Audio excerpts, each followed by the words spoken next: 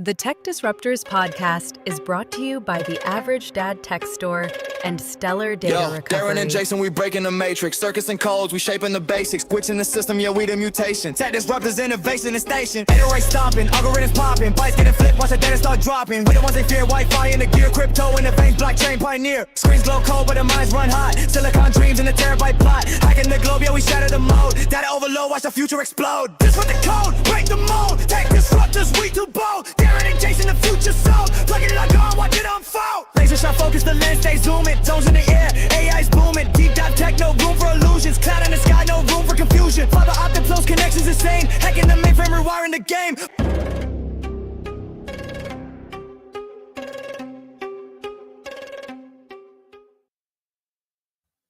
Hello, everybody, and welcome to the Tech Disruptors podcast. My name is Darren, and this lovely gentleman on my left is Optimus. Optimus. I mean, Jason. Sorry. Oh, right. Sorry. Yeah. We're back. Episode number 40, our last regular season show of the year. Not to be mistaken that we have our big end of year special coming up on December the 29th, which is our biggest show of the year. We get dressed up, or we try to, and make ourselves look pretty. Basically, I might go for a perm this year. A perm. That's interesting. Yeah. We name all of our biggest and best tech. We have categories and fictional awards and everything. So that's our plan. But number 40, I can't believe we did 40 episodes of this show. That's a lot of work. That's like 5 seasons of a Netflix series right there. Hey, Netflix, if you're listening. I mean, we could be the first tech podcast to make it to live TV. Imagine not even live TV, maybe Netflix podcasts. Start something new. That's pretty good. Got a nice ring. Now, we've been tracking a lot of big stories over the last year. AI, robotics being one of them. But a bit like we have been doing in the past, we've been looking and commenting on a couple of things. And I want to start with a little bit of an interesting one here, Jason, which caught my attention a little bit this week. And it's kind of a creepy video as well that I want to show you here. But let's start with how we've started most of our shows this past 40 episodes. We're going to start with a humanoid robotics story. Hopefully a funny one. So China, which is where a lot of the big robotics companies robots are coming out of, they're starting to get a little bit concerned about the humanoid robot hype. And this was an article that was shared on Gizmodo this week, saying that China says, do something interesting with your humanoid robot or get out. They're basically saying, hey, we don't want a robot that folds laundry. We don't want a robot who, you have to, that follows you around and just picks up all your shit. We don't want a robot that walks out on stage and face plants. And it's like face plants, like the Russian robot from last week. Yes. Yeah. So they're basically saying that, it's time for us to kind of get real about humanoid robotics and find a purpose for them. They're getting made a dime a dozen. You've got all these companies who are building them now, but for what reason? Right. So if we've already gone past the proof of concept phase of what I like to call robotics. Right. So we've got to that point now where we're going, okay, so we can make them. They're pretty cheap now. Well, cheaper. And there's always room for improvement in how they move, but they're working. That's nothing. We know what you're saying is we know you can produce these, but for what reason? And to do better. And I think this is what kind of China's saying here is that, okay, guys, let's just chill on the proof of concept bullshit that you guys are showing us and getting robots to dance and all that other nonsense. Right. What can they actually do for us? What's their purpose in society? So, as I was reading this article, I was scrolling down and I stumbled across this video here, and I'm going to show it for you in a second. So, China kicked off this, dancing robot trend back in 2025 in the spring at their Spring Festival Gala, which is a Chinese New Year broadcast. Now, I have never seen this before, but before I pull this up on YouTube, hang on a second. Before I pull this up on YouTube, I think China's to blame for themselves here. I honestly think they should be blaming themselves for what you're about to see, because when you see this video and you realize that China was the one who made robotics a bit of a joke, I can understand why they're backpedaling now. So I'm going to show you this clip. This is the Chinese Spring Festival Gala. Now I'm going to just kill the music a little bit, but so basically.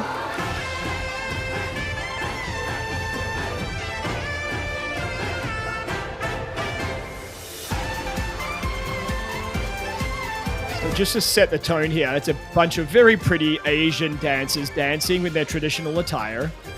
But then something fascinating happens. The beat drops. No, yeah, the beat drops. Oh my lord. And here comes what, maybe 30 robots dressed in Chinese attire.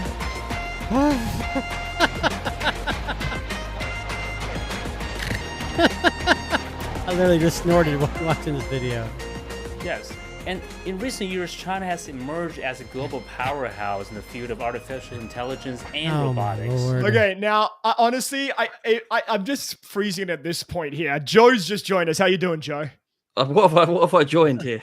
Oh, well, I mean, I'm just going to advanced robotics of China. Wow. Yeah, so wow. Joe, we were just we were talking about how China has backpedaled a little bit, saying that robotics has gone a bit crazy now because we need to get past the fact that robots can dance and move, and we need them to actually do something and do something important. And I was just showing a clip here from the 2025 Spring Festival Gala, which was a Unitree robot is what you're actually looking at here.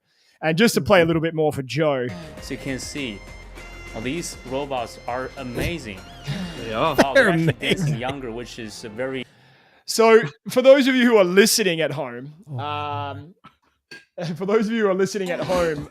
you're basically watching, or you just saw the Unitree robot dancing with some very nice that face, that dancing. freeze frame. Yeah, very Of the happy girl. to be dancing with robots here. So you know what's creepy about this? Like this is the Unitree robot. If you're wondering, Joe and Sam just joined us from the Nomad Tech Project. How you going, guys? What's up? Hello there. I think what makes this the creepiest is that the robots are also dressed up. So they're like the ladies in the dancing video are holding, I guess, red ribbons of some form. So are the robots. They're wearing a pattern vest. So are the robots. And essentially they're dancing together in this very, very creepy. And I'll just go And back uncanny. They look just alike. It's crazy. They don't have pants on. Boots. They need the boots as well. They don't have pants. They need to blur They have the legs out. You're right. Don't need pants, but They need to pixelate the Or shoes. or shoes. They have hooves. It's I had never like, I'm going to be honest with you, I'm a little upset that I didn't find this video in the spring, that we had to wait to December to see this because it's just amazing. Yes. And in recent years, China has... It's But anyway- cool how it's synchronized, but I don't know. Yeah. Whatever. So anyway, this article is on Gizmodo this week. They're basically saying it's time for robotics to get serious. Let's get it to do something that it can actually do.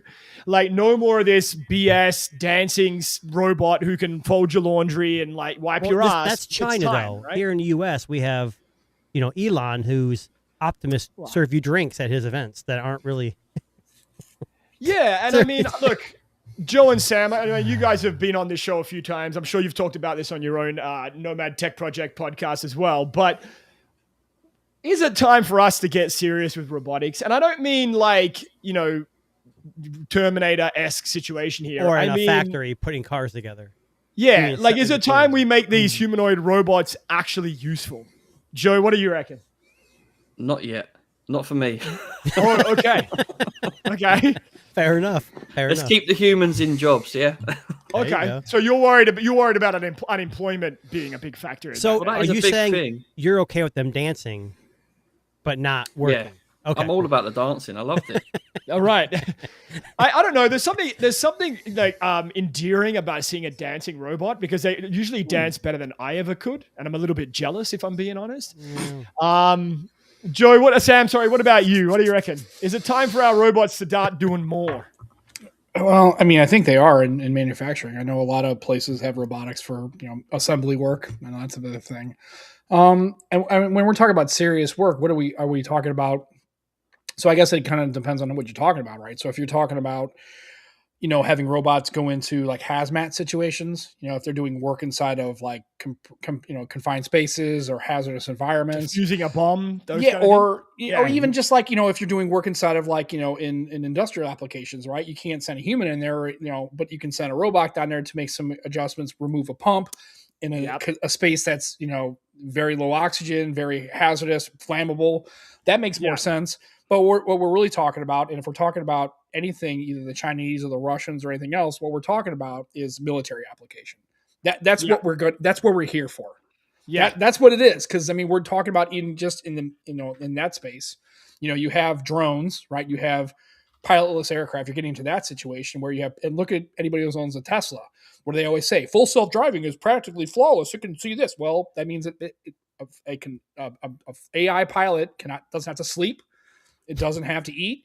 It can, as long as that platform can stay fueled and ready and armed, it can fly indefinitely. Right. Yeah. So what we're talking about is when we're talking about the seriousness of the AI robots, what we're talking about is law enforcement, military, and, exploration kinds of things. They basically put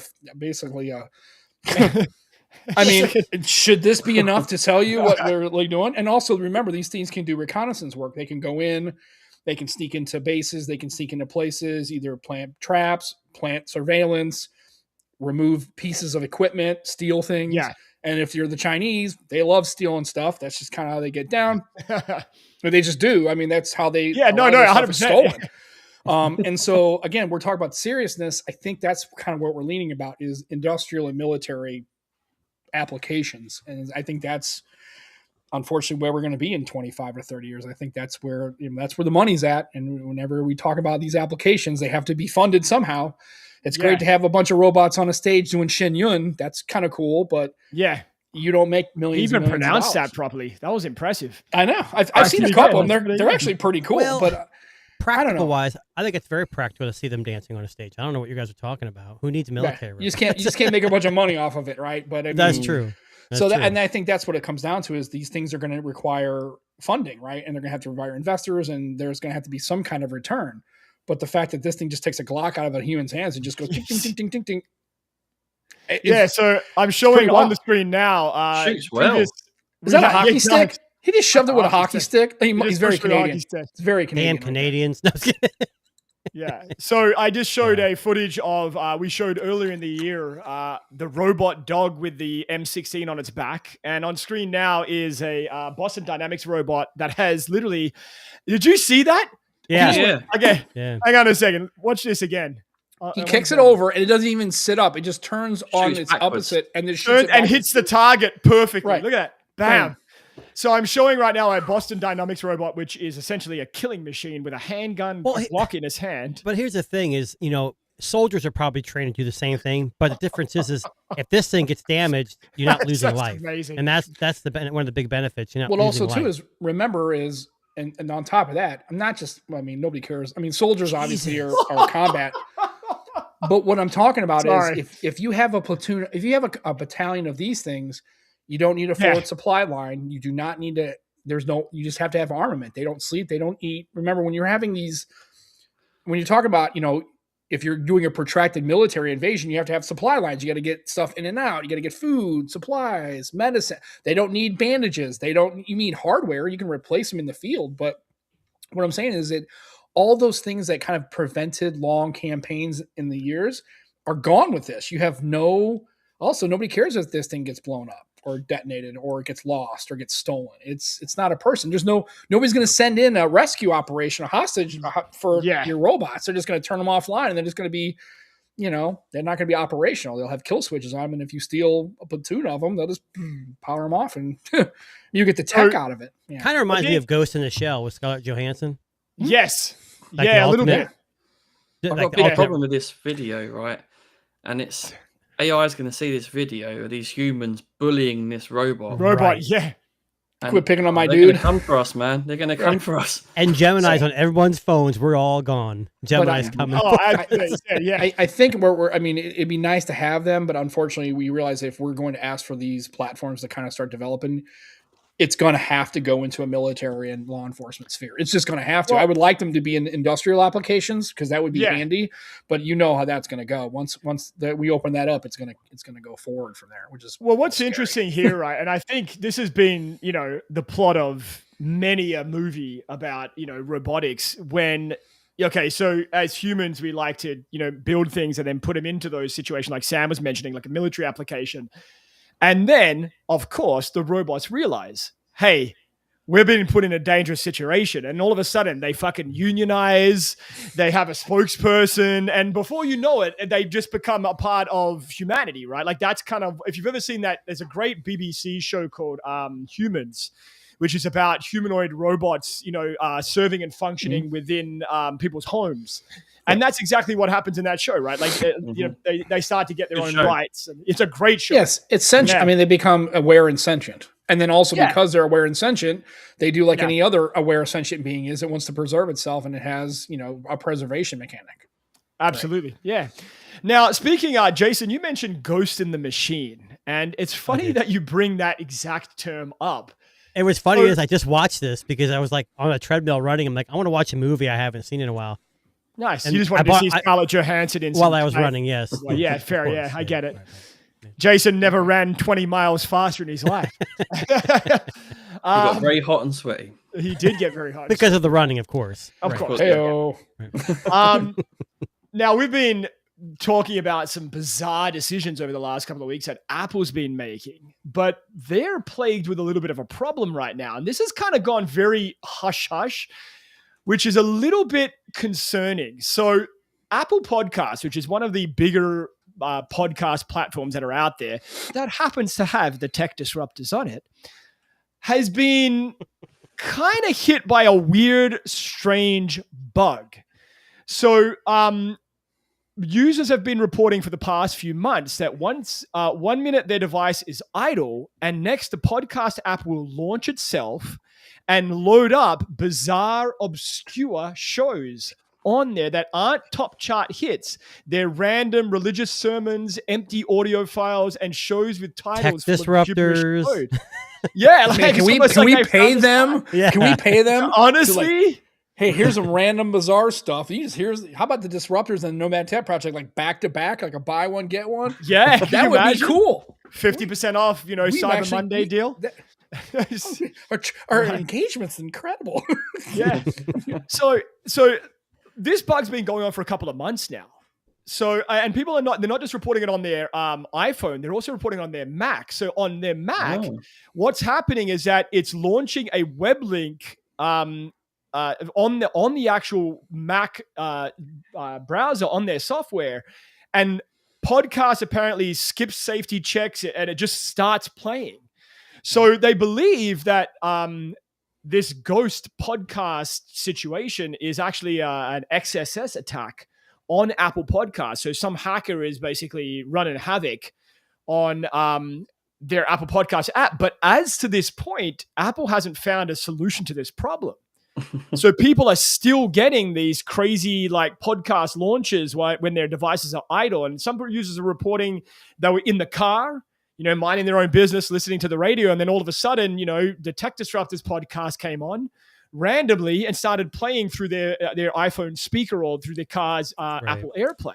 Well, then they fell in love and they subscribed and started, it's okay. I know. So it works.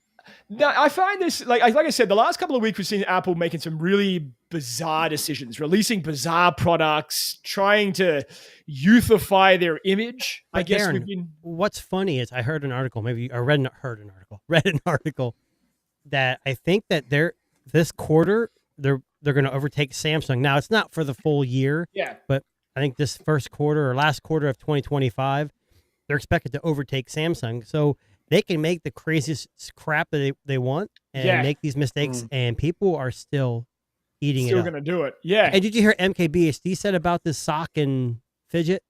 Yeah.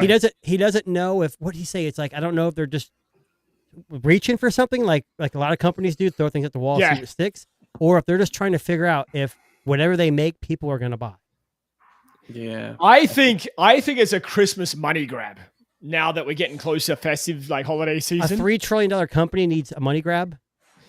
Jason, think about all the misses they've had this year, man. Like, you got to recoup that money somehow. So let's release a sock and a fucking piece of rubber. Yeah, but because that's essentially what they've done. But you don't get to that $3 trillion by not doing what they're kind of continuing that mode, right? They're that model. I mean, what I think more of this is, well, first of all, I've always complained about not just Apple Podcasts. I don't have Apple Podcasts because I don't have an iPhone that has this. Although it's on my bank device, which doesn't ever come up.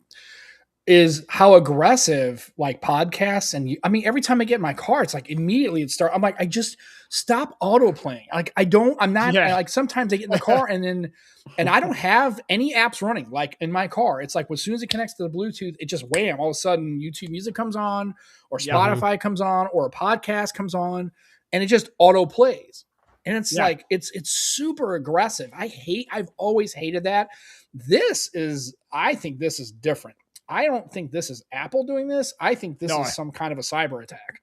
Oh, 100%. There's something going on and they don't want to talk about that. They're using this vector to get in there because especially with these SSS attacks and then also just regular links and everything else, there's something else that's going on. And I think, because remember, again, we're not going to say the bad word, you know how that goes, but there are other state actors that know that a lot of these users are in the United States or they're in Europe. And this is, this doesn't affect companies in China because Apple Podcast probably is not available in China, or if it is, it's severely restricted. I'm telling you this, you're going to see a lot of this kind of stuff in not overt attacks of cyber nature, but you're going to see these little kind of asymmetrical cyber warfare is what you're going to start seeing, where they're just going to attack like apps, they're going to attack links, they're going to attack websites, they're going to do, those kind of things. And I mean, obviously TikTok, the theory is that TikTok is essentially a Trojan horse for basically filtering information back to Chinese state security, basically. So, it's funny that you say that because the other day my wife was like, "Why is Pornhub on like the history of your Google Chrome browser?" And I told her it was a cyber. It's the Chinese. They want me to have they're like showing me. But all the best porn. What's interesting about this is Apple wants to downplay it. And I'm sure Google has this with it. Someone gets in somewhere, but they don't release it. Because Apple, especially for Apple, they're the safest device. No other device they can ever be hacked. Very security minded, right? This is they assume that Android's just weak and leaky because it is, but they're like, well, we're not like that because we're secure. Was it 5 or 6? I don't know how long ago it was when the Apple photos were hacked and like supermodels, like actresses is like shaking some naked pictures of themselves were released everywhere. Listen, I'm gonna still stand by that claim that I think that was a good thing. I think that was very entertaining to watch. It was a good test we're okay with cyber security. Attacks if they're beneficial to me and my content. No, I think he means Sam. I think he means it's good for Apple to shore up that hole that someone got in. That's what he means. That's what he means by good. Not the pictures. No, we would. Never. No, I would never condone. No. I have to, just getting to that for 1 second. I just want to touch on this for a second. How many people do you know? Like, if you had to name them off the top of your head, how many people do you think in your immediate group of friends would have inappropriate pictures of themselves or their partner on their phone? It's a good question. I don't think anyone has, but. Like I know in my immediate circle, like maybe I'm giving people too much credit. Maybe they're fucking raging full of like, albums full of, dick pics, but I don't believe that I know anybody that would have photos on except their yourself, phone. right? Apart from myself, of course. But Jason, what about you? Do you in your immediate circle of friends, like again, I think it goes back to these things are kind of secret. We're not supposed to know usually. So I don't think anybody I know would do this, but once they get hacked and released, I know that's when you find out. But I don't think, like, I know for a fact I don't, and I would assume my wife doesn't. I don't go through her phone, but I don't know anybody else who would in my friend group that would do that. This is where Sam says all my friends because I send it to them. Well, no. They do now. He's got caught in 4K. No.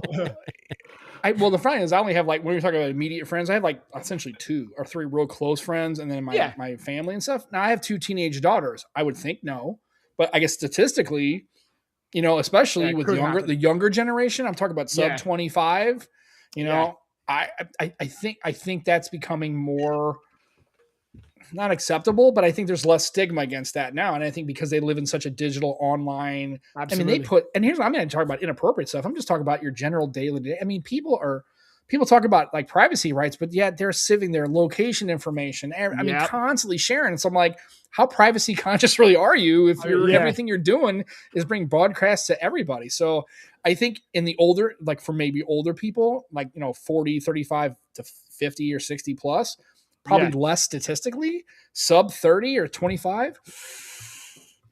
I would like to believe that my daughters don't, but I couldn't. Right. I couldn't swear to it, and I don't. Well, think about their own kid having those photos on there. Well, they're 24, so they're not kids. Yeah, anymore. so they have their own privacy. Of course, you're not going like if they were 14, 15, you can go through their phone, you can know. Right. I mean, they're 24 years old, so they I know they have Snapchat and I know they have Instagram and I know those kind of things.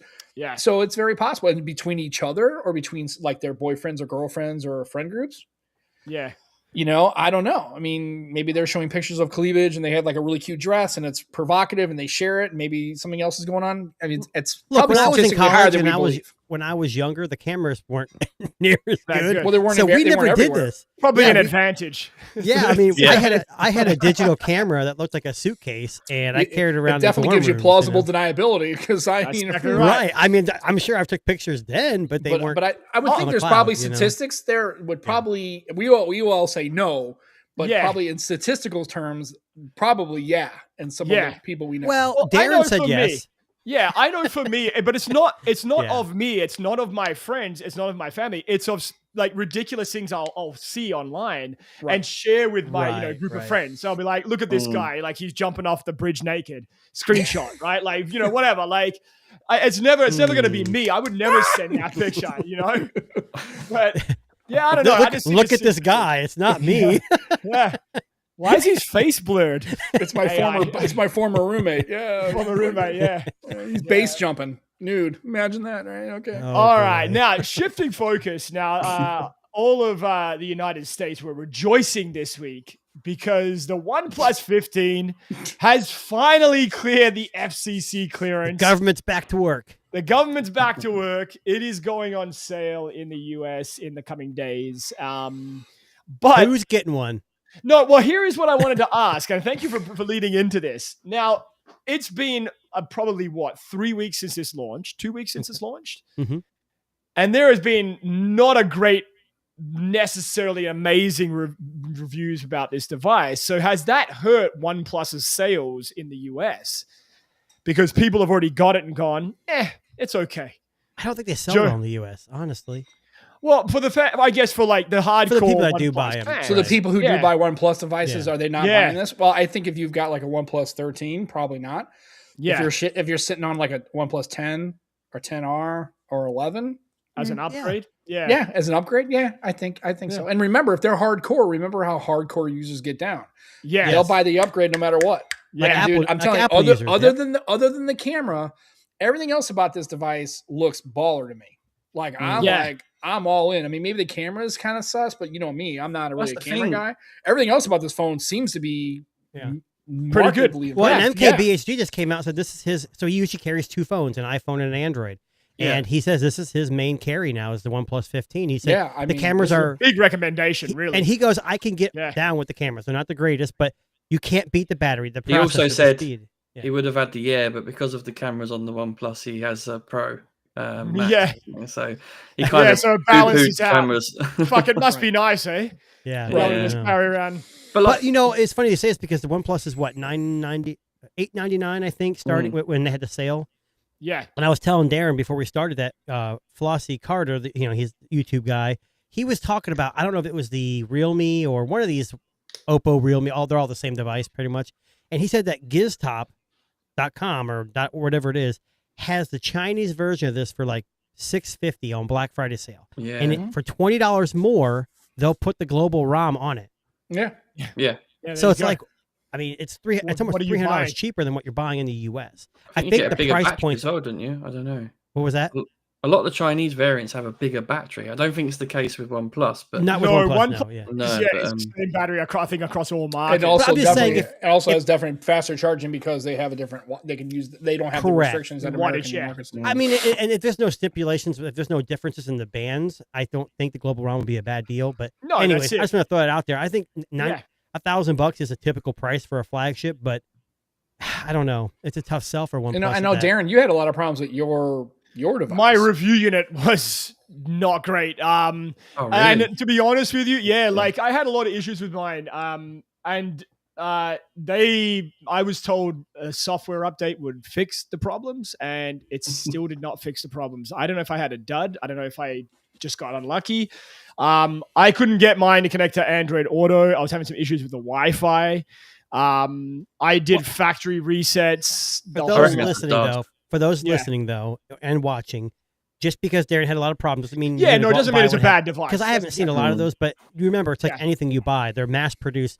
Once in a while, they're going to have something that has issues, whether it's software or hardware. So. My thing is this: I just think it's funny that this is one of the impacts from the shutdown that people didn't really think about.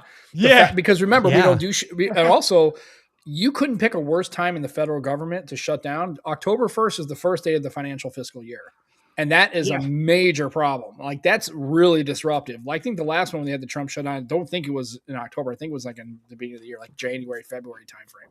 So having it go down at that time is really bad because basically nobody was at the FCC to basically certify this device. I didn't even think about it, but when I saw it on hold. I went, oh, that's one of the casualties of the shutdown, right? Is the FCC was furloughed essentially. Just quickly in defense of OnePlus, that I've seen a few head-to-heads against the Oppo, which is obviously a camera-centric phone, their flagship.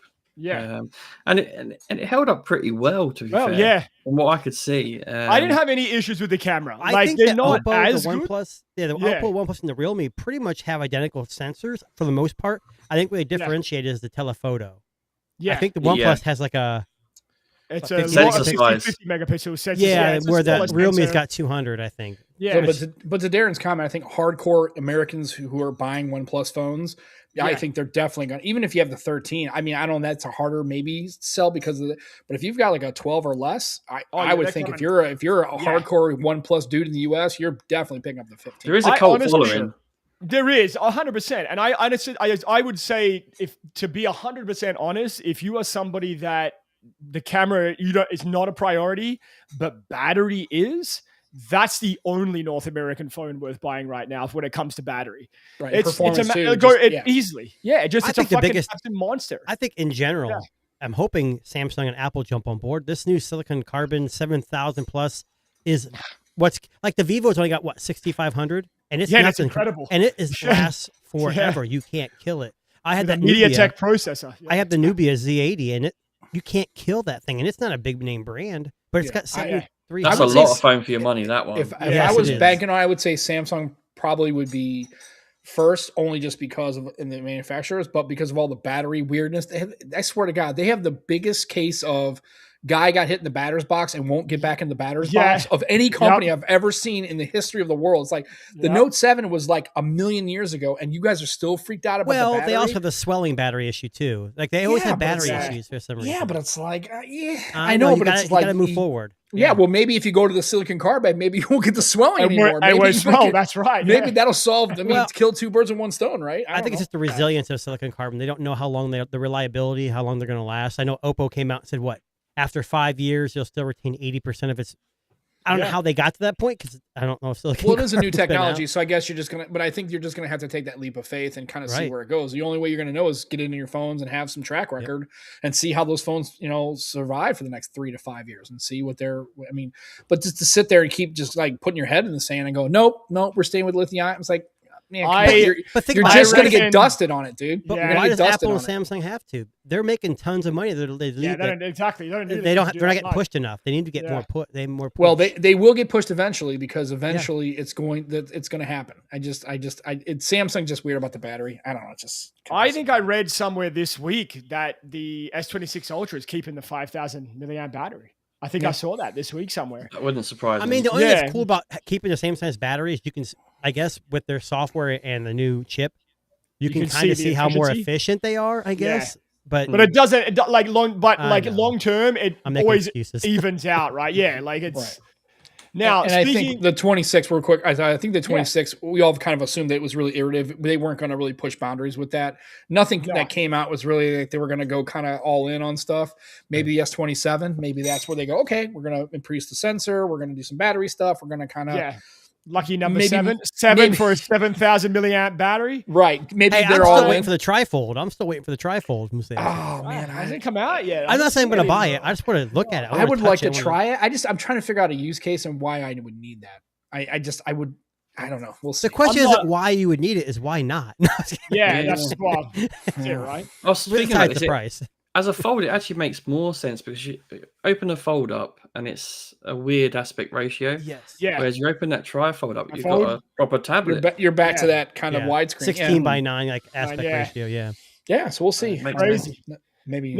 Speaking of folds, here we go. I knew you were going to go to this. Damn it. Jason and me have all been a folding phone user in the last couple of years. So we have a little bit of experience in this field. But a company this week has come out and never said, heard of them either. Brand new company. Never heard of them before. We have eliminated the crease. They are claiming that it's gone. Disappeared. Here we go. Gone. I know where we're going. Okay. So Apple has come out and said that it has entered the next stage of production with what is said to be a breakthrough in eliminating the crease normally seen on folding phones when they laid flat.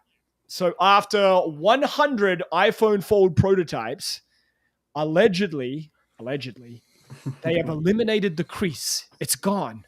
It's not going to be seen anymore. Now, Sam, I'm throwing this question at you first because I also saw an article just today saying that the iPhone Fold is going to look like the Surface Duo. So have they eliminated the crease because the crease isn't there? It's a hinge. And that's what I want to know. What do you reckon, Sam? Is that what's going to happen? Is this the win? Is this what's going down? I don't know. I just think it's funny that Samsung makes the panels and they would make the first creaseless for an out competitor that against a segment they're trying to like. Okay, I don't make any sense.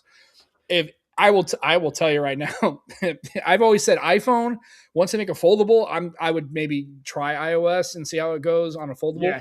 If they did that and it ran iOS with the you might want to take my money because I might actually try it. I'm telling you, man, and I'm not. And you know me, like I'm here for it, man. I'm here for all that. I still think, as a multitasking productivity device, I still think a dual screen is better than a foldable. Because that's the posture. You have to use it that way. When I use my foldables, I don't necessarily always do that. If they came out with a duo style, if it's actually two screens, could you imagine? I would like to say that no, that's a hard pass because it's iOS.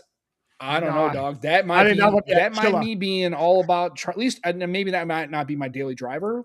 That is definitely going to be on my radar of devices to look at in the next year or so. That would be cool.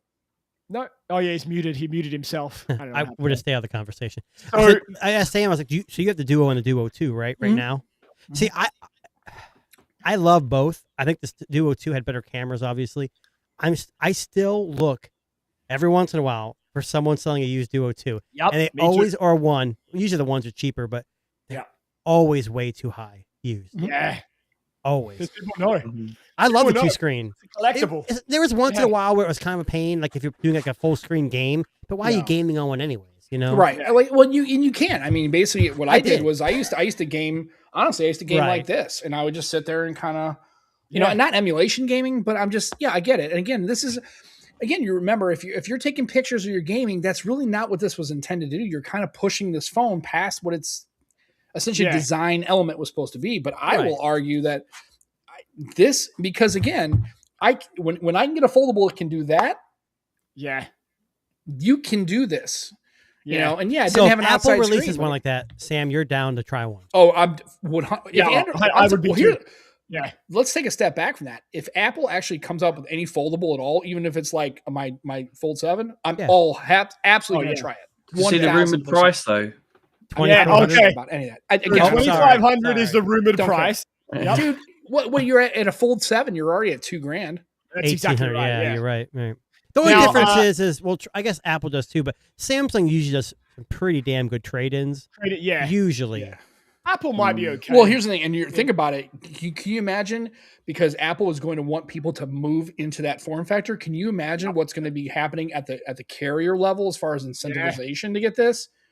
Yeah, you're not going to pay $2,500 if you get that on a contract with AT&T or T-Mobile. Especially, you look how hell, every iPhone I've ever bought for my wife, she's never paid full price. She pays like $8 a month because T-Mobile has 4 lines. You get 4 iPhone 17s, and they don't pay a damn. It's all credited. Away. Yeah. Don't think that Apple's not going to go really hard on. Maybe if you buy it directly from an Apple store, maybe you have to pay that price. But I'm telling you right now, especially I would think it's funny is what they ought to do just for giggles, shigs. That's what we call it at work. We can't say shits and giggles. We have to say it in a code word. We say shigs.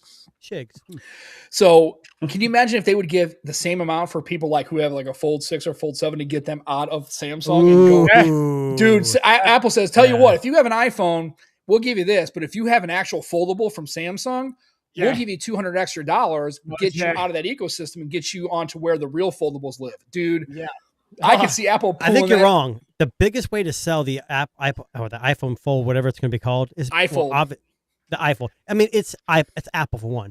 They need to bundle it with a Vision Pro 2. Now, actually, clear those off the shelves a little bit. Speaking of the name, there is a rumored name. So we're going to play a game. Joe, the rumored name of the iPhone folding phone is going to be called... come back to me. I need to think. Sam. I know it's not going to be, but I just call it the iFold. That's exactly what I would call it. iFold, right. Jason. iFold. I'm thinking that, or... since it's a new segment, maybe, well, I guess they call the iPad. I don't know. I'd say it's the Apple Fold. I mean, that's Apple Fold. Okay. Yeah. Joe? Yeah, I've got nothing. I'm kind of shocked they're not doing a flip first, to be honest. Yeah, me too. I actually thought a flip might have been the play for like the youthful segment, but I guess maybe they're going for productivity first. Man, just look at everything else they've ever done. It's iPhone, iPad, iMac, everything is Apple. Now, Apple Watch is different. They went Apple Watch. So I can see them go Apple Fold. I get it, but everything's been something. I guess I don't know. The rumored name, the Apple slice, the ice slice. The rumored name currently is iPhone Ultra. That's the rumored name. That's the kind of baller. No, it's kind of because remember, if you think about it, it's the ultimate form factor, right? Yeah, but they just took Ultra. So they've always had the Pro and the Pro Max. Samsung's always done the Ultra, and now it's like everything's blurring so much now. Yeah, but they don't. But Samsung doesn't use the Ultra moniker on any of the Z lines. No, they don't. No, it's all on their S line. So see, I think that's the perfect name. Dude, I think it's kind of baller. Yeah, Sam, Joe, what do you think? I'm not digging it. I don't like it. I don't like it because I see what they're doing, and that's what I don't like about it. Yeah. I don't know. I don't hate it. I don't actually hate it. I think it's pretty good too, if I'm being honest. Well, if I worked for Apple, I'd be like, we got to do this. Yes, yeah. And the thing is, if you think about your consumer and you only want Apple, and you hear something called the Apple Ultra, of course, the Pro Max or the iPhone Ultra. Yeah. You got the iPhone Pro Max because you got a big screen, but you don't have the Ultra. I've got the exactly. Best, I have the best phone that Apple makes. Yep. I picture the commercial. Out of Pixel, don't we? The Pixel Fold name is the Pixel. They're going to use a press, and they're going to press all the phones. No, just kidding. No. It's going to be like this. It's going to be a flashback commercial. Oh, here we go. Circa iPod silhouette with people going closing the fold, like a clapping. You wait and see. It's going to be something very youthful. I hope they go older than that. I hope they go back to the old 1984 Mac when they went to the Macintosh. Oh, yeah? I want them going all old school, having that, and just this thing comes down from the heavens, and they're like, yeah, you could have a Pro Max. You could be that person. However, do you want the ultimate Apple experience? Boom. And just I don't know. Have they ever done something like that? They don't ever isolate their consumers. No, not directly, like what Sam did. But they're going to imply that heavily that this is the, how they're, God, I hate their lives. when the WWDC, because it's like they use words that I've never even heard of before to describe half the shit that's normal. But you know, well, especially now because right. I'm telling you, it happened to my daughter, and if I didn't, of all the people in the world that I thought would never even take a swing on anything foldable, would be my daughter. And Apple people know that the fold and flip category exists now. They may not all understand it, but I'm telling you, it's like I asked her, it's like, I didn't put her up to it. I was like, I even talked her out of it. I said, you shouldn't go from your iPhone to a Z Flip. Yeah. Like, you should not do that. No. I don't think that's a good play at all. And you know what she said? I've seen it all over. My friends are starting to see this flippable stuff. And then and she's used it now for about 2 months. And I said, she's not going to use anything else. Wow. Go Sammy. No, I cannot take any credit for that. It had nothing Not you. to do with I mean, like Samsung. Yeah. But I'm saying is, I think Motorola has years ago, if we had this conversation 3 years ago, I don't think we're having this conversation. No. I think that entire thing is starting to shift. Starting to change. Because the same thing that gets Apple in the know is the same thing that will work against them. That's a double-edged sword. It's now that the fold and flip is now out there. It's not a niche thing. It's not even mainstream, but now it's like, she goes, when I'm in my friend group and I open my phone and the things it can do with that form factor. So much better for them nudes. That's exactly right. Damn. It's like a selfie about my daughter here, but okay. Yeah, exactly. Sure. Here's what I'll say. So Apple has done a few things. Usually they sit back and wait. But recently, sitting back and waiting with Division Pro, well, it's a great device. It's premium. It's not worth the money, and it's not it's not picking up traction. Then they released the second one, same thing. AI, they sat back and waited. Now they're behind the 8 ball, and they're going to pay Google to use Gemini. So I'm hoping. Look, I don't want Apple. Anybody who tells you they want Apple to be the only phone company ever is dumb, because you want competition. I want Android to exist. I want Apple to exist. But do you think maybe that they waited so long that an Apple Fold won't sell kind of like that because the price will be too high? I don't think the Air. I don't. Remember, we're talking about price in an Android mindset. You're thinking about it, as an Android mindset. Yeah. Oh, I'm not saying it's too high. I'm just asking. When you're thinking about it from a person who's an Apple person, they're already paying. Again, like I said, they're willing to go there as long as they they want to have more than anybody, more than Samsung or Android people. They want to have something where they can go out in public. And can you imagine somebody's going to the club and they're in the club and they're the first one who goes like this, and then all their friends around them, and then they go, "Oh, you have one of those Sammy." No, it's an iPhone. And they're going to go, "Holy fuck!" No, you missed a spot, Sam. You missed a spot. They're at the club with the sock around their shoulder with the fold in the device, and they pull it out of the sock. I don't know if it's. It'll fit. It'll fit. That's what it's going to be. Yeah, okay. It'll fit. Ultra pocket. But I think I think in this case, Apple's patience actually worked for them, because it usually does. Yeah, but not that. But Samsung apparently is giving them a screen that's creaseless. We'll see. Yeah. But also I think it's the right time where they can drop it on there now, and it's just enough where it's not totally saturated. Where they can say, "Look, we've decided that Samsung and them do their folds. They're pretty good, but they can't be an iPhone fold." No. And that's Samsung, and none of them can be that.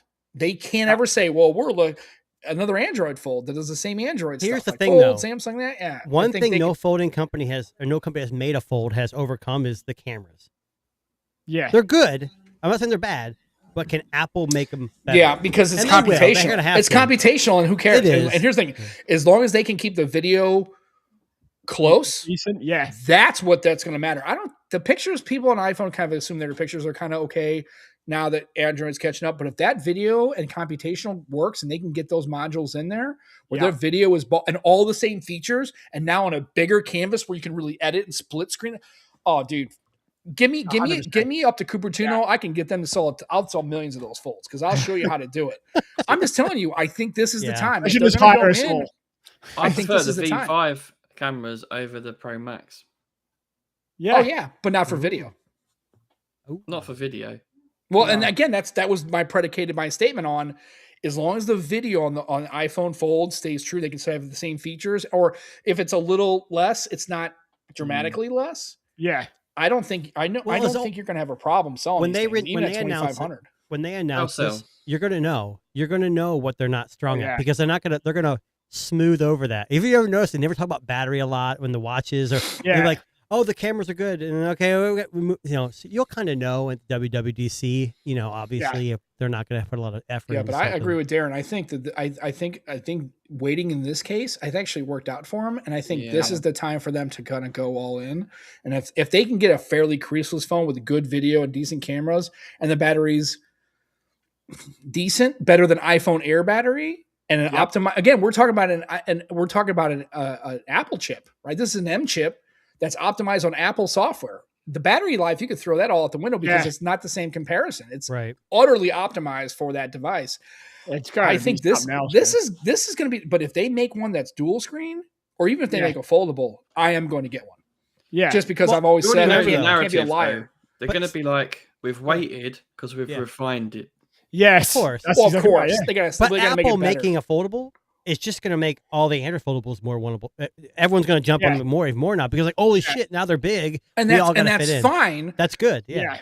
As far as I'm concerned, as long as all those form factors are available, and you may be, Darren's like, hey, look, I'm not about that foldable life. I'm not about the flippable life. I'm still a slab dude. I'm not ready, like me. I'm not ready for an electrical vehicle yet. Maybe in 5 years I will be. Maybe never. Who knows? But as long as those do you guys think segments are served, I think do you think it's going to become more mainstream foldables when? 100%. Of course. Yeah. I think it'll be. I don't think it'll be mainstream. I think it'll be a lot more. You'll see a lot more in the wild, and I think it'll be. I don't think it'll be total. America. I don't think parity will be happening. I don't think it's 50-50. No. But I'd say you might see maybe 15% of people actually rocking a foldable of some kind, with their flip or fold of any it's Apple or Samsung. Interesting because folding screens have weaknesses. I don't care how many times you fold it. There's going to be something that's going to break. I want to know their reliability. They're going to do their research. If it's a Samsung screen, I would feel a lot better with Samsung with reliability than whether it's BOE Apple's Skunkworks trying to figure out some bullshit.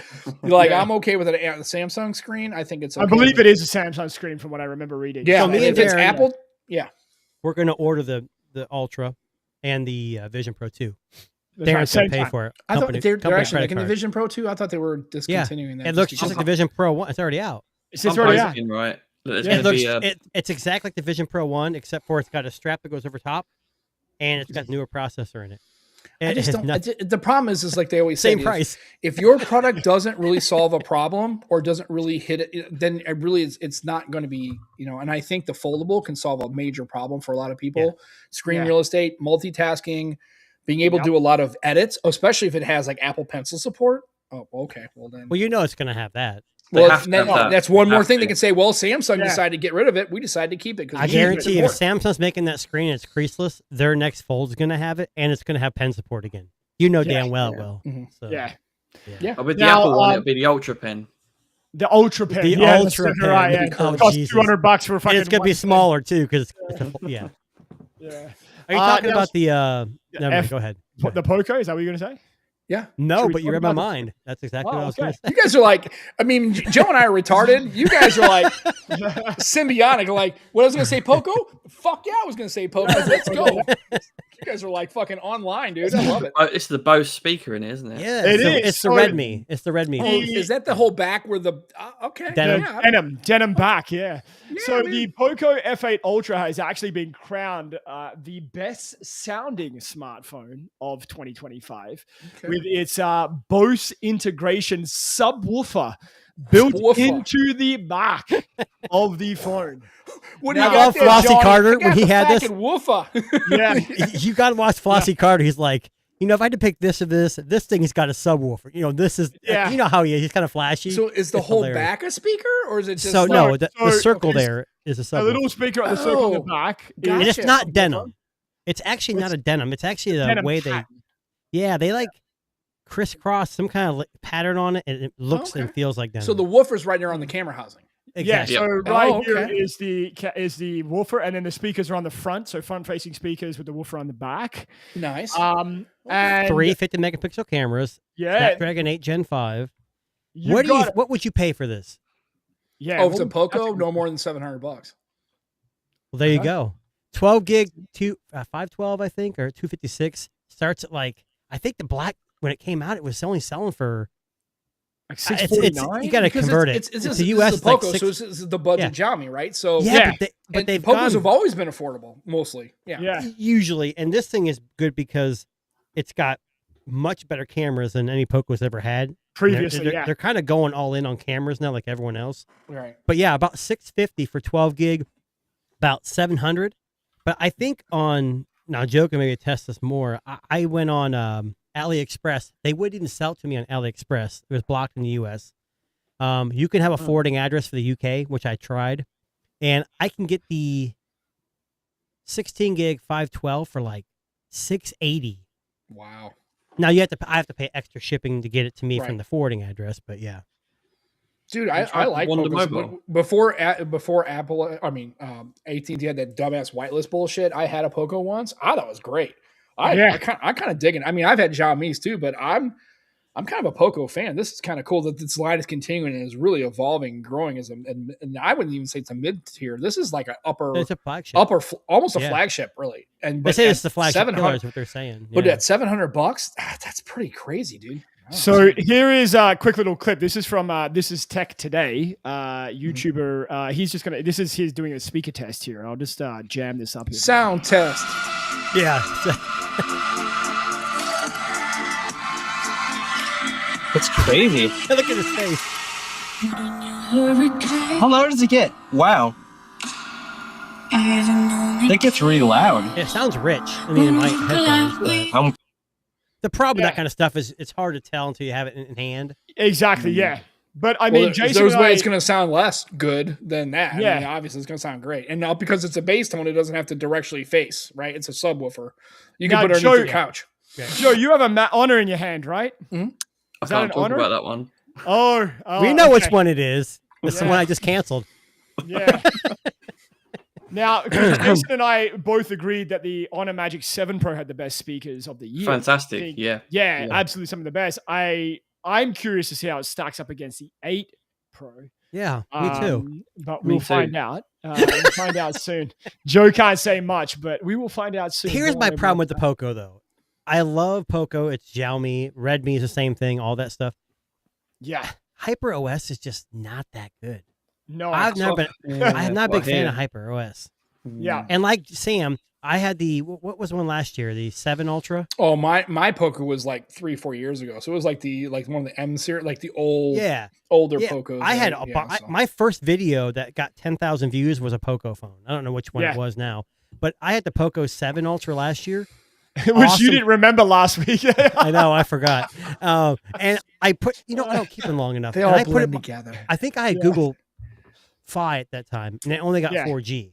That's my big concern. Not that I need 5G, but I'm paying. Is Google Fi still like a thing? I haven't heard shit about it. I'll be honest, Google Fi was amazing. The only reason why I switched is because T-Mobile offered a law enforcement discount, and it was much better. Oh, I've had law enforcement. I still get a law enforcement discount for AT&T, and I haven't been in law enforcement in 10 years. Oh, you just put it out in the universe. No, they never asked to re-verify. They just kind of kept the discount. So you on FirstNet then? Or are you just AT&T? AT&T, yeah. Oh, okay. Yeah. They've always offered, I think it's 18% on, and also government service, although I'm not exactly government either. So I don't know how they figure it out, but they never re-verified it, and I've never told them anything. I was just like, whatever. Why would you? Tell them no. Exactly. And also my wife does, because essentially in her work, she could have got a discount too. So I think they just like, who cares? Right. A lot of these companies offer discounts. Sure. Now, final story here. Tomorrow is Cyber Monday. So if you don't know what the Cyber Monday is, it's when a lot of 2025 tech and previous go on sale. But Jason sent me this. Jason thinks he might have found the best Cyber Monday deal. I didn't send him this, by the way. He sent yes, you did. Embarrassing. I can tell you that right now. So I know. The Xbox Crocs Edition is here. Yeah. You look at Hold on. on. Do you remember the Windows XP Crocs I sent you? We saw it. Yep. I tried to order those things. They were $130, and there was no shipping date. They were back ordered.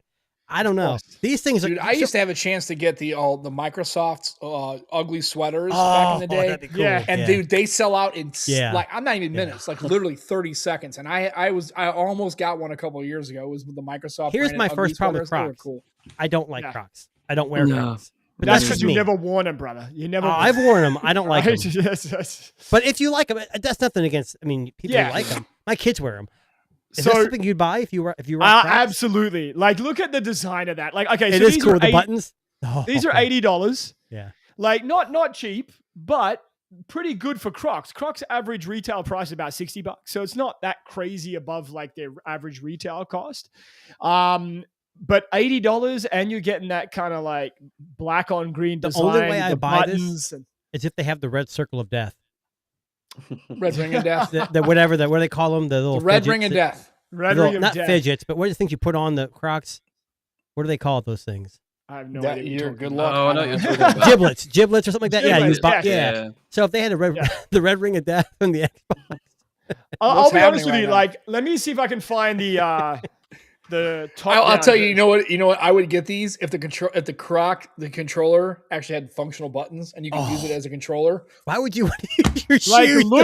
Just because you can. You pull off your foot and start playing. Dude, you came over to my house and you don't have an Xbox controller. You fucking lame. Yeah. Dude, you suck. Yeah, you pull off. No, fuck you, dog. Pull off your shoe and go here. Matter of fact, not only do I have a shoe for me, bitch, I got a shoe for you too. Yeah. And they're like fucking playing on Crocs. You'd win the internet. Dude. Then your friend turns his shoe over like, did you step in dog shit? Yeah.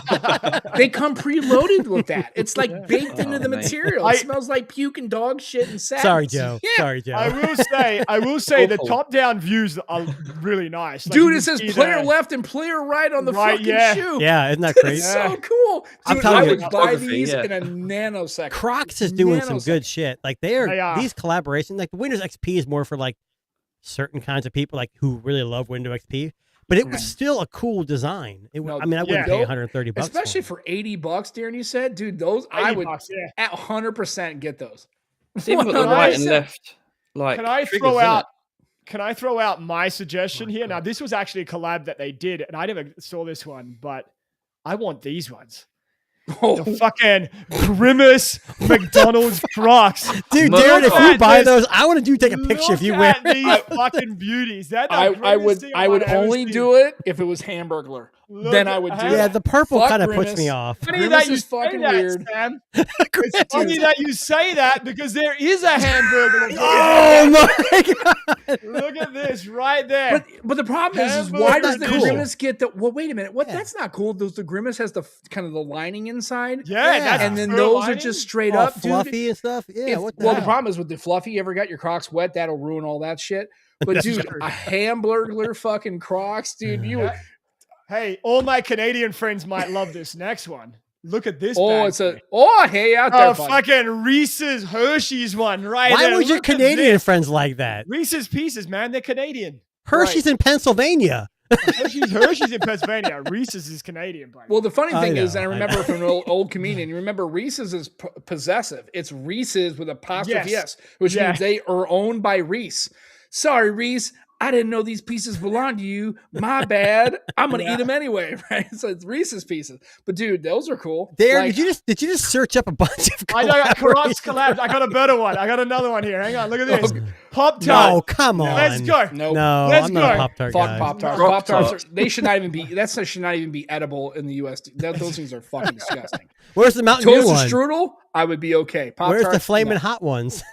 Yeah, dude, no. You know they have like that'd be a good one. Although it says crazy good, that's crazy cool. good. That's kind of cool. What about a KFC and Crocs? Oh Jesus Christ! Right here, right there. That is a chicken wing strapped to the top. Sorry, I'm buying those. This is to me. This is the best use of AI. That's not AI. I believe that's a legit product. I believe you can buy it. It comes with their platform version too. Here you go. Oh wow, yeah. With the actual box on the bottom. No, that's legit. You got a little bit of the. You got the kernel. Just a little bit of the. I'm telling you, Nano Banana Pro or whatever they have now is scary good. So obviously, I'm wearing Ohio versus the whatever Ohio State Michigan big rivalry happened Saturday. Ohio State won. I actually did Michigan's coach and said, have him wearing Ohio State gear. And it literally put him in the horseshoe, which is the Ohio State, him wearing all Ohio State gear. And it looked just like him. Yeah. Usually Nano Banana goes, oh, we're not going to produce this kind of stuff because it's like Steve Jobs. That one picture I sent with Steve Jobs holding a Pixel. That was Nano Banana Pro. And I'm surprised they let you do that. Yeah. I'm just going to put this out there, and I'm not trying to piss off a host here, but this whole Ohio State Michigan thing, it's out of control. It's out of control. Down, all right? Yeah, it's calm all the way down. It's like, okay, I get it, because Cleveland, they have nothing in Ohio professional sports team. I get it. Like, their hatred is Mizzou, Kansas hatred. I get it. There's always rivalries like Alabama, Auburn, right? Roll Tide and War Eagle. I get it. And then Mizzou, they fought there was actual combat back in the 1800s. They hate each other. But then Kansas, Mizzou left the SEC, but the Ohio State Michigan thing, I'm like, we don't say the M word. We say Teton. We don't that team up north. Right. I did like the fact that the mascot that was hilarious. Did you see the ground crew come out and they started wiping it off real quick? Yeah, that's pretty cool. But the Ohio State Michigan thing. It was like, what? College football is really big in the U.S. and Ohio State Michigan. I know Sam knows. He gets it. It's a huge rivalry. Trust me. It's a huge rivalry. We're just like, we like to have fun with it. People in the UK like actually have fist fights over it. Like they'll actually wrap up fucking barbed wire in your fist and they'll actually fight and shit. Anything with soccer. And we don't have hooligans in the US. They have hooligans in the UK. Football. But I mean, trust me. And some of the chants, wow, some of them are bad, dude. I mean, some of them in the UK, their chants are Sam, the big problem here is in the US now we have the NIL. And they're paying millions of dollars for these college players are making plus also just the sports betting alone. I'm not talking about in the college ranks, but in the professional ranks now that Missouri. Like, where are we going with this? Yeah, so it's all. Can I just give a shout out? Yeah, Joe's got the Unihertz Titan there. I saw. Dude, I had that phone too. Is it? Yeah, is it? It's a fucking brick. It's chunky. It's chunky, but I mean, Jason, have you actually used it like functionally and out in the world? Like, getting used to physical buttons again. I'm not talking about the physical buttons. I'm talking about like just it's a physical it's a brick, and that screen on the back is useless in my opinion. Unihertz is known. It doesn't do much but the camera. That's pretty much all it does is the camera, and and what's weird in the U.S. I think it was the Unihertz. God, I had so many fucking phones. Yeah. It wouldn't do 24-hour. It only did 24-hour clock, which I guess most people doesn't matter. I like 12-hour clocks. And Fahrenheit. It's all about military time. No, I like 24-hour time. So it might not be a big everything deal on my devices, it's always it's 24-hour time. Nothing is standard time for me. It's not a bad device. It runs really good. It's set up really good. Everything runs great. It's just a freaking brick. It is. Yeah, it looks pretty thick. I was going to say it looks. I mean, when Joe took it out of the box, I'm like, God damn. But remember one thing: for the price, I only paid like $239. Didn't you do like the Kickstarter? So it was like even at $379. I'm like, dude, even they're $400. Yeah, I think they're $379 at Black Friday. If you want a physical keyboard, I think that even at that price, even $400. I mean, definitely, if they were trying to push this thing for $800 or $650 or $700, I can imagine you getting a little sideways. Yeah, but dude, for $380. Yeah, it's a mid-range phone. It does what it does what it's. Now people are saying that the keyboard is painted, and people are talking about the letters are rubbing off already. What I don't like, and again, me and Joe talked about this, and Steve Litchfield was on our show. I don't like the stuff being across the top. I liked on the BlackBerry, like on my Key 1. See how the buttons, like the shift buttons, are at the bottom. Yes. I like all that stuff at the bottom. At the top row, maybe it's a muscle memory thing, but I think I prefer the keypad better. on this is really good. It's just the muscle memory of going from a touchscreen back to a physical keypad. Is actually difficult. I like it. Well, and the problem is Jason, I will tell you, the reason why is because you're gonna do it for a week or two, and then you're gonna go back to a regular phone. If you stayed on that phone for a year, you could probably get. I think you could be okay. I think that's the problem. I think it would have. I think that's an incorrect. I don't want to say that's mean to you because I'm not trying to be like against anybody who's reviewing it. I'm offended. I think that's kind of a false positive as far as a review. It's like, well, I don't like physical keys. It's like, well, because in a week you're not going to be using physical keys. I think if you knew that you were going to use the Titan 2 or a physical keyboard for a year, I think that gets a little bit better. I don't think you get as fluid, but I think it's just like a going lot from the less back to fight through. It's like going from back buttons to gestures. It took a little while to get used to. And I agree. If I were to use that long, I'm just saying it took a while to get used to that, but it would have came naturally after a while. Yeah, I just don't like the top row of buttons. I do like the fact that they have them mapped. Like if you push S or you double click it, it'll auto launch. Yeah. I think as a person who had one of these, I didn't have anything on my home screen on a BlackBerry because I would just, if I needed to get a Spotify, I would just double click launch or long press. Yeah, dude, those key. But Sam, I sent you that message. Approved for AT&T now. I'm just waiting for you to get rid of it because you're not keeping that Titan 2. And when you're ready to offload it's already gone. Wow, that's a fucking dick move, dude. I even made this comment in our chat. I was like, "Hey, if you're ready to offload that, I put it on X. I think I had it on. Didn't I put it on X? I think you did. I don't go on that Twix. He doesn't I go sent on you there. a direct message on our. What'd you say, Joe? Chat. He doesn't go on any socials. Dude, I don't said that. Dude, go back to our tech disruptors. And I said, hey, man, if you're ready I think he did. He did post a message out. I do remember seeing that. I don't even care about the hometown discount. Help a brother out. AT&T, sir. He was just like, fuck that guy. Well, I sold it a couple weeks ago, and it was before the AT&T cert anyway. So I don't care. I would have hold on to it because I knew it was imminent. Right. So well, that's my bad. Okay. Next time I get one, I'll send it right your way. You're going to get another one, though. You're like, fuck that. It'll be the Unihertz Titan 3. Right. Yeah. Hey, I'm an affiliate for Unihertz, so I want to be. Yeah, I'm curious. I'd like to just. I'm really curious to see, like, the biggest put off was the girth. It's just girth. Really big, and Darren hears it all the time, right, Dan? Yes. Well, listen. It is on that note. Just first of all, Joe, I want to give you a shout out. I want to give a shout out to Joe's T-shirt, the Gladiators T-shirt. Oh yeah. While you're there. Now, can I ask you a question? How many of those girls have you jerked off to? That's my first question. The second question at least Sable. At least Sable. Just fair. Yeah. It's funny because I went and saw the live. He's going to say a guy, isn't he? Sabre even said that she needs to look good for the dads. So, is that right? Yeah, there you go. She knows. Going on. If you know, you know. Yeah. It's okay. Well, anyway, on that note, guys, this is our final show for 2025. We have our end of year special coming on December 29th, where we run down which is still 2025, Darren. That's still sorry. Well, our last official regular season show, episode 40. You know what I mean? Go. I was going to say December 29th. Episode 41. Episode 41. Yeah. We're 40 now. Well, and we don't actually call it episode 41. We call it the best of. There you go. We skip a number. I wasn't going to say anything about the date. I was like, he said last show of 20. I'm like, maybe a different calendars in Canada. I don't know how it works. Yeah, we do. We have less days. They have daylight savings year. We're still on the Gregorian calendar, the best calendar of all the calendars. Frankly, Julian sucks. Gregorian's so much better. It's okay.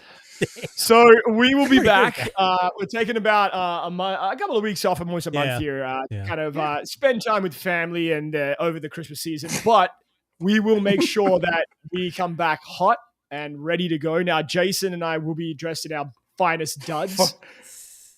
And ready to reveal our picks of the best tech of the year. So please make sure you like and subscribe and follow and all there that might be some stuff. more phones coming in and out before then. That's correct. With you two assholes, very likely. Yeah, I don't give shit. Could there be an upset? That's the question. A late December device that tips the scale. Well, I've got a secret coming. I've got a secret coming in a couple weeks, but I don't know if it's going to topple anything. It's not a Unihertz. Sorry. Oh, okay.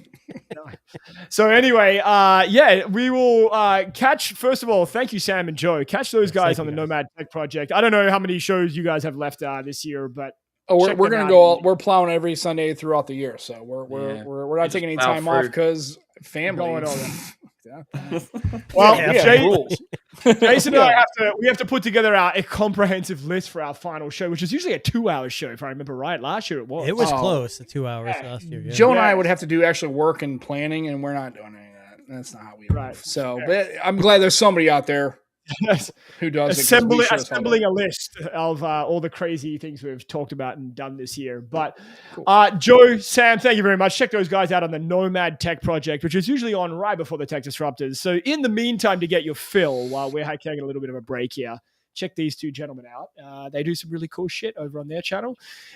Jason, thank you very much. As always, check out 2&A Tech on YouTube as well. And for now, we are going to say goodbye. Follow us on Spotify, Apple Podcasts, unless you get hacked by a ghost. Good pods, all of that. And we will catch you guys on our final show of the year, December.